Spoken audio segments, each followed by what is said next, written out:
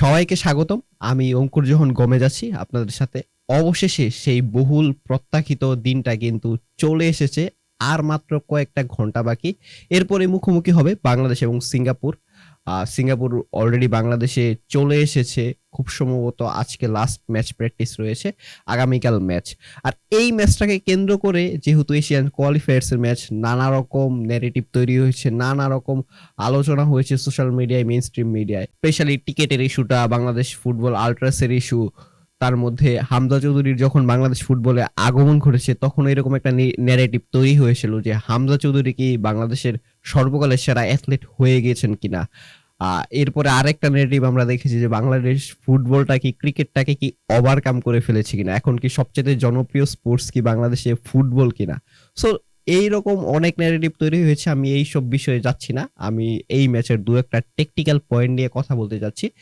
So আমি যে জিনিসটা খেয়াল করলাম যে লাস্টের ম্যাচটায় যখন সিঙ্গাপুর খেলেছে তারা মালদ্বীপের এগেনস্টে, তারা ৩টা গোল দিয়েছে এবং একটা গোল তারা কনসিড করেছে।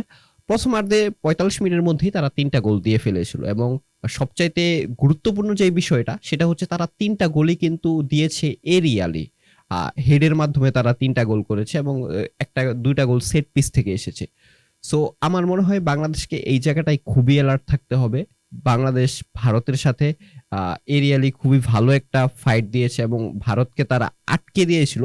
বাংলাদেশের সাথে খেলার আগে ভারতও এরকম ৩টা গোলই এরিয়ালি দিয়েছিল, বাট বাংলাদেশ ওই জায়গাটায় একটা মানে ভালো, তাদের যে ডিফেন্স যে কতটুকু স্ট্রং সেটার পরিচয় তারা দিয়েছিল এবং সেটা দিয়েছিল ভারতের এগেনস্টে তাদের হোমে, ভারতের হোমে। তবে আগামীকাল ম্যাচটা বাংলাদেশের মাঠে এবং আমার মনে হয় যে সিঙ্গাপুর হাইটের দিক থেকে হয়তো একটা অ্যাডভান্টেজ নিতে চাইবে, কিন্তু বাংলাদেশকে এই দিক থেকে খানিকটা অ্যালার্ট থাকতে হবে, স্পেশালি সেট পিস গুলোর ক্ষেত্রে।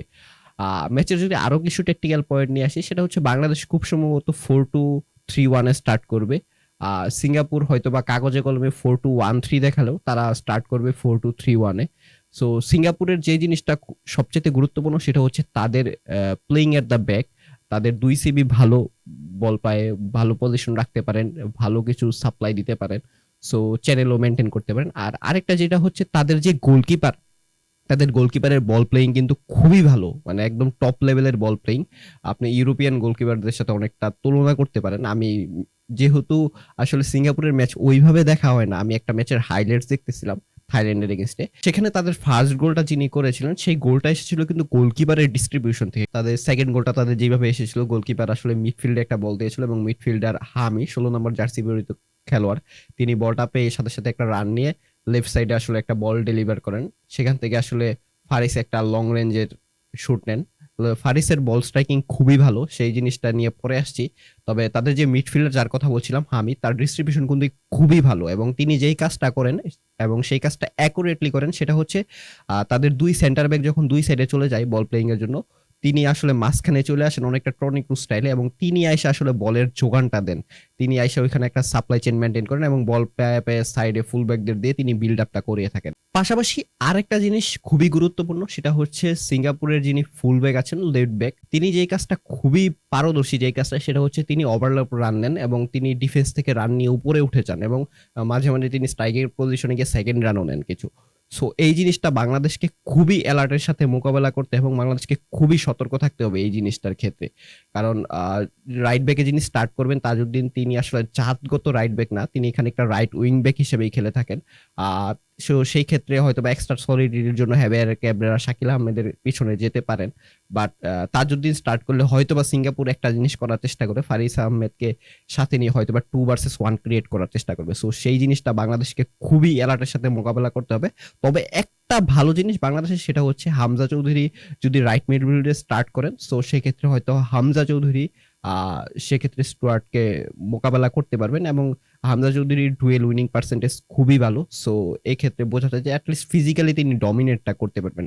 বাংলাদেশের ম্যাচ নিয়ে যদি আসি, সেটা হচ্ছে বাংলাদেশের ডিফেন্স লাইন হয়তোবা খুব সম্ভবত লেফট ব্যাকে একটা পরিবর্তন আসবে। আমার মনে হয় ইসা ফয়সালকে দিয়ে স্টার্ট করানো হতে পারে, যেহেতু তিনি জাতগত লেফট ব্যাক এবং যেহেতু এটা এশিয়ান কোয়ালিফায়ার্স এর ম্যাচ। সো লাস্ট ম্যাচটায় হয়তোবা তিনি স্টার্ট করেন নাই, হয়তোবা একটা এক্সপেরিমেন্টের জন্য তাকে স্টার্ট করানো হয় নাই, বাট এই ম্যাচে আমার মনে হয় তাকে দিয়ে স্টার্ট করানো হবে এবং বাকি দুই সেন্টার ব্যাক তো ফিক্সডই, তারেক কাজী এবং তপু বর্মন। তবে তপু বর্মনকে আমার মনে হয় যে জিনিসটা আসলে খুবই ভালোভাবে ডিল করতে হবে সেটা হচ্ছে তার কিন্তু অনেক সময় কনসেন্ট্রেশনটা চলে যায় ম্যাচে, যেটা আমি খেয়াল করেছি ব্যক্তিগতভাবে, এবং তিনি অনেক সময় আসলে মিস্টেক করে ফেলেন। আর তার অনেক সময় আসলে অনেকটা বয়সও হয়েছে, তার পিক টাইমটা এখন নেই এবং পেসও নাই অনেকটা। সো সেক্ষেত্রে তারেক কাজীকে হয়তো বা তাকে ওইভাবে হেল্প করতে হবে। বাংলাদেশের মিডফিল্ডার যেমন হতে পারে হয়তো বা টু ম্যানের ডাবল পিভট হতে পারে, এবং উপরে হয়তো বা সামিদ সোম একটু তাদের উপরে থাকতে পারেন হায়ার আপ করার জন্য, এবং লেফট সাইডে খুব সম্ভবত রাকিব থাকবেন। আর রাইট সাইডেরটা আমি এখনো বলতে পারতেছি না কি হয়। আর সেন্টার ফরওয়ার্ডে হয়তোবা খুব সম্ভবত আলামিন আহমেদ থাকবেন, বাট রাইট মিডফিল্ডে আসলে কে খেলবেন এটা এখন আর ফিক্স বলা যায় না, কারণ এই যে অনেকগুলো পজিশন আছে। আহ, আবার আরেকটা দিক হচ্ছে সোহেল রানা লাস্ট ম্যাচে গোল করেছিল, সো তার ব্যাপারটাও আসলে বাদ দেওয়া যাবে না যে কোচ আসলে তার উপর আজকে ভরসা রাখে কিনা। জামাল ভুঁইয়ার একটা বিষয় আছে।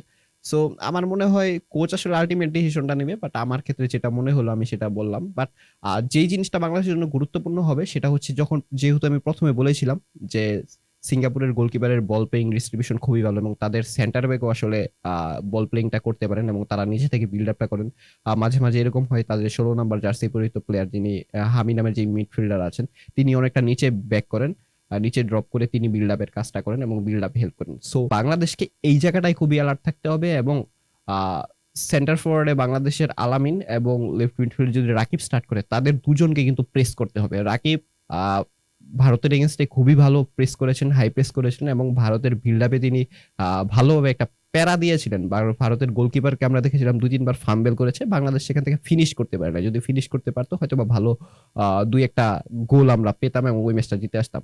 বাট আগামীকাল বাংলাদেশকে হয়তো বা রাকিব যদি ওই প্রেসটা করতে পারেন, আলামিন যদি ওই প্রেসটা করতে পারেন, সেখান থেকে যদি দুই একটা বল পাওয়া যায়, সেই চান্সগুলো কনভার্ট করেই আসলে বাংলাদেশকে ম্যাচটা জিতে নিতে হবে। ম্যাচে আসলে খুব বেশি সুযোগ আসবে না, তবে যেই সুযোগগুলো আসবে বাংলাদেশকে সেগুলো কনভার্ট করতে হবে।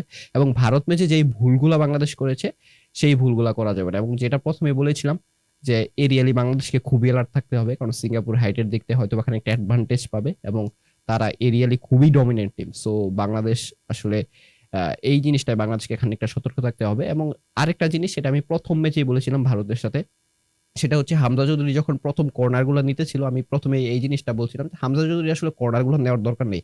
তার প্রেজেন্সটা যদি বক্সে থাকে, তা তিনি যতটুকু তার যে হাইটটা আছেন বা তার যে আসলে হেডিং অ্যাবিলিটিটা, সেটা তিনি কাজে লাগাতে পারবেন। সো লাস্ট ম্যাচে সেটাই হয়েছে। জামাল ভুঁইয়া আসলে কর্নার কিকটা নিয়েছিল এবং হামজা চৌধুরীর হেডে আমরা ফার্স্ট গোলটা পেয়েছি। সো হামজা চৌধুরীর প্রেজেন্সটা বক্সে আমার মনে হয় খুবই ইম্পর্টেন্ট থাকবে, এবং তিনি এরিয়ালি আসলে যেই ডমিনেন্ট রোলটা প্লে করেন সেটা আসলে খুবই গুরুত্বপূর্ণ হবে। সো লাস্ট ম্যাচের মতো আমিও চাই যে বাংলাদেশ আহ জামাল ভুঁইয়া বা অন্য কেউ আসলে সেট পিস গুলো অনেক এবং হামজা চৌধুরী বক্সে থাকুক। সো সেক্ষেত্রে একটা সুযোগ থাকবে যে যে কোনো সময় একটা এয়ারে বল আসলে তিনি যেহেতু সেটার অ্যাডভান্টেজ নিতে পারেন, যেহেতু তার হাইটটা একটু বাকিদের তুলনায় একটু তিনি হাইটে একটু অ্যাডভান্টেজ পান। আরেকটা যেটা বিষয় সেটা হচ্ছে বাংলাদেশ আসলে খুব বেশি ভয় পাওয়ার কিছু নাই। বাংলাদেশকে যদি বাংলাদেশ তাদের নিজের ফুটবলটা খেলতে পারে, ভুটানের এগেন্স্টে যেভাবে পায়ে পায়ে বল রেখে কনফিডেন্ট ফুটবলটা খেলেছে, পজিশনটা রেখে আহ, খুব রিল্যাক্সে ফুটবলটা খেলেছে, সেই ফুটবলটা বাংলাদেশ যদি খেলতে পারে, বাংলাদেশের জন্য আসলে যেটা খুব বেশি ডিফিকাল্ট হবে না। কারণ সিঙ্গাপুরের ডিফেন্স হচ্ছে খুবই ভালো এরকম না, তাদের ডিফেন্সও আমি লাস্ট একটা ম্যাচ দেখেছিলাম হাইলাইটসে, তাদের ডিফেন্স কিন্তু মোটামুটি এক্সপোজ হয়েছে। সো ওই লেভেলের টেকনিক্যাল অ্যাডভান্স বা ওই লেভেলের আমরা যদি টেকনিক্যাল সুপারিয়রিটি দেখাইতে পারি বা নিউমেরিক্যাল অ্যাডভান্টেজ মিডফিল্ডে ক্রিয়েট করে যদি ভালো ভালো কিছু চান্স ক্রিয়েট করতে পারি, তাদের ডিফেন্স ভাঙা খুব বেশি কঠিন হবে না। তবে হ্যাবের ক্যাবরাকে আসলে ফাইনাল ডিসিশনটা নিতে হবে, এবং তিনি আসলে আমার মনে হয় যে তিনি ওইভাবে পরিকল্পনা করেছেন। আর লাস্টলি বাংলাদেশের যে হোম ক্রাউড, মোটমাট খুব সম্ভবত 18,000 পিপল কালকে প্রেজেন্ট থাকবেন, এবং তাদের যেই সাপোর্টটা, এটা বাংলাদেশের জন্য খুবই অ্যাডভান্টেজ। এবং তাদের চেয়ার আপ, তাদের স্লোগান, এগুলো বাংলাদেশকে আমার মনে হয় খানিকটা এগিয়ে রাখবে এবং মেন্টাল দিক থেকে বাংলাদেশ এগিয়ে থাকবে। এবং সেই বাংলাদেশ সমর্থকদের যেই ভালোবাসা, তাদের যেই স্লোগান, তাদের যেই উল্লাস, এবং তারা খুব সম্ভবত 12 ম্যান হিসেবে কাজ করবে। এবং এই জিনিসটা দিয়ে যদি বাংলাদেশ ভালো ফুটবল খেলতে পারে, কারণ দর্শকরা তো আছেই, দর্শকরা উৎসাহ দেওয়ার জন্য, তাদের উৎসাহ কাজে লাগে যদি বাংলাদেশ ভালো ফুটবলটা খেলতে পারে, বাংলাদেশের পক্ষে আসলে যেটা সম্ভব। আমি খুব সম্ভবত দেখেছিলাম যে আল্ট্রাসরাও প্ল্যান করছে বাংলাদেশকে ওয়েলকাম করার জন্য। সো তারা যদি ওইভাবে ওয়েলকাম করতে পারে, দর্শকরা যদি ওইভাবে আসলে ফ্ল্যাগ টেগ নিয়ে যদি আসলে মাঠে যদি চেয়ার আপ করতে পারে, প্লেয়ারদের উৎসাহ দিতে পারে, বা এটা আসলে 12 ম্যান হিসেবে কাজ করবে, এবং এটা খুবই ইম্প্যাক্ট ফেলবে বাংলাদেশের জন্য, কারণ বাংলাদেশের প্লেয়াররা অনেক বেশি মোটিভেটেড থাকবে। আর সিঙ্গাপুরের জন্য আসলে খেলাটা ডিফিকাল্ট হয়ে যাবে, কারণ যেহেতু অ্যাওয়ে ম্যাচ, তার মধ্যে আবার দর্শকরা তাদের উপর প্রেশার ক্রিয়েট করছে। কারণ রেফরির একটা ডিসিশন বাংলাদেশের এগেনস্টে হয়তো বা দর্শকরা খেপে যাবেন, সো রেফরির ক্ষেত্রেও একটু খানিকটা কঠিন হয়ে যাবে ম্যাচটা হ্যান্ডেল করা। সো সব মিলে আসলে বাংলাদেশ যেহেতু হোম ম্যাচে খেলতেছে, তো বাংলাদেশ হাই নোটে শেষ করার কথা।